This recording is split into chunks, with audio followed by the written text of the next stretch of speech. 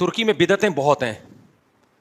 ترکی میں چونکہ اب اسلام ایک طویل عرصے تک ختم رہا نا, اسلام خلافت ختم ہو گئی, علم دین ختم کر دیا, ایک دور میں داڑھیوں پہ پابندی لگی ہوئی تھی, تو وہ اسلام کا ایسا گلا گھونٹا ہے وہاں پہ. اب جا کے اسلامی تحریکیں اٹھ رہی ہیں, اب وہ آ رہے ہیں لیکن ان کو ٹائم لگے گا. ابھی وہاں بدعتوں کا بہت غلبہ ہے, بدعت کا.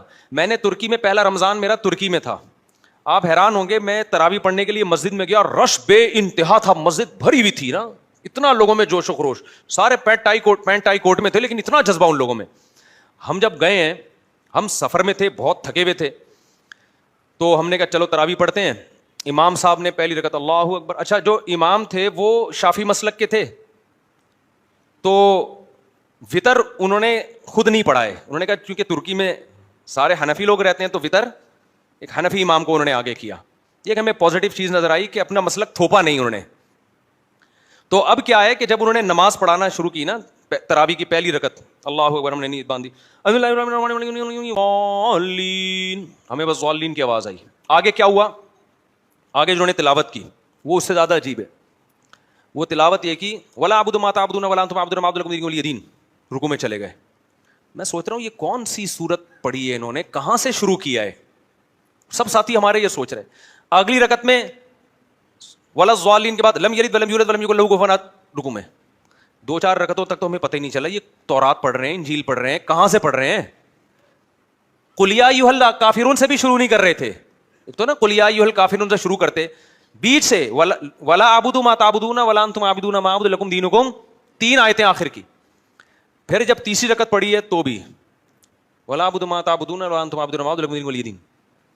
پھر جب اگلی رکعت ہے لم یلد ولم یولد ولم یکن له کفوا احد.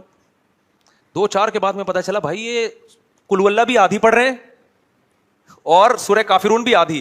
20 کی 20 رکعتوں میں یہی پڑھا ہے انہوں نے. تو میرے ساتھ 1-2 لوگ اور بھی تھے, انہوں نے کہا یار یہ اسٹائل کی تراویح ہم نے پہلی دفعہ دیکھی ہے. میں نے کہا بیٹا ہم نے گاؤں میں تراویحاں پڑھی ہیں بہت اسپیڈ میں, ایسی اسپیڈ خدا کی قسم فرسٹ ٹائم دیکھنے کو مل رہی ہے, ایسی اسپیڈ ہم نے آج تک نہیں دیکھی. پھر وہ انہوں نے کہا وہ جو ہے وہ چونکہ سارے ترکی میں تو 99.9% فقہ حنفی ہے, خلافت تھی نا وہاں, تو اب وہاں پر وہ امام جو تھے وہ حنفی امام آئے نماز پڑھانے کے, انہوں نے پھر وہ وطر میں پوری کسر پوری کر دی. اتنی لمبی 20 تراویح نہیں, جتنا لمبا انہوں نے وطر پڑھا. وہ پھر تجوید بہت اچھی تھی ان کی, قرات بہت اچھی. ہم نے کہا بھائی آج تو پڑھ لی, اس کے بعد ہم یہ تراویح افورڈ نہیں کر سکتے. لیکن ہم بدگمان نہیں ہوئے ان سے. یہ بھی میں آپ کو جو واقعہ بتا رہا ہوں خدا یعنی ان کی توہین کے لیے نہیں. ہم نے کہا یار یہ حالات اگر ہم پر آئے ہوتے تو شاید ہم اس سے بھی گئے تھے. جب آپ الٹی سوچ لے کے جاتے ہو نا تو ہر قوم کی برائی نظر آتی ہے آپ کو. جب آپ پازیٹیو سوچتے ہو تو پھر ہر اس میں بھی آپ کو اچھائی. ہم نے کہا یار ان کے اوپر 100 سال لبرل حکومتوں نے حکومت کی ہے, اسلام کا گلا گھونٹا ہے, ان لوگوں نے اتنا بھی بچا لیا نا, رمضان کی تراویح بچا لی, یہ بھی غنیمت ہے. کیونکہ یہ ان کے استاد جو بھی امام تھے نا وہاں جنہوں نے تراویح پڑھائی, ان کے استاذ ان کی آپ ہسٹری پڑھو, بڑی قربانیاں دی ہیں ان لوگوں نے اس کو بھی بچانے کے لیے, ورنہ تو یہ بھی ختم ہو گیا تھا. چھپ چھپ کے نمازیں پڑھتے تھے, چھپ چھپ کے قرآن, تو اتنا بھی رہ گیا. کیا یہ غنیمت ہے بھائی. اب جب اسلام آئے گا تو انشاءاللہ پھر وہ آہستہ آہستہ آ جائیں گے خیر کی طرف. تو ان کی یہ برائی نہ دیکھیں کہ وہ اس طرح سے تراویح پڑھ رہے ہیں. ہماری نظر تو میں جائز نہیں ہے اس طرح پڑھنا, ہم نے تو کہا ہم اپنی عقل طریقے سے پڑھ لیں گے. لیکن ہم نے یہی کہا کہ یار یہ جو ان لوگوں نے اتنا بھی بچا لیا نا اسلام کو. اچھا ترکی میں ایک بدعت اور بھی ہے.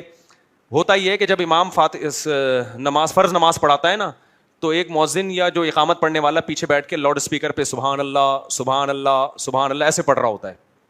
میں جب فرسٹ ٹائم ترکی گیا میں نے کہا بھائی یہ کیا بدعت ہے یار, یہ تسبیح آہستہ سے پڑھو, وہ مائک پہ کیوں پڑھ رہا ہے. تو ہمارے استاذ جو ان کو ترکی پہ بڑی معلومات ہے نا, وہاں کی ہسٹری بہت جانتے ہیں, انہوں نے کہا ہوا یہ تھا کہ جب یہاں مسجدوں میں اماموں میں پابندیاں لگی ہیں تو یہاں کے علماء نے کہا کہ اگر ہم یہ تسبیحات مائک پہ نہیں پڑھیں گے نا, یہ آہستہ آہستہ لوگ ان چیزوں کو بھول جائیں گے. تو مجبوراً کہ یہ چیز جو ہے پیچھے بندہ بٹھا کے مائک پہ پڑھ لو تاکہ ان لوگوں کو یہ یاد رہے, یہ بھولے نہیں. تو اس طرح سے انہوں نے اسلام کی باقیات کو بچوا, بہت بڑی بڑی قربانیاں دی علماء نے.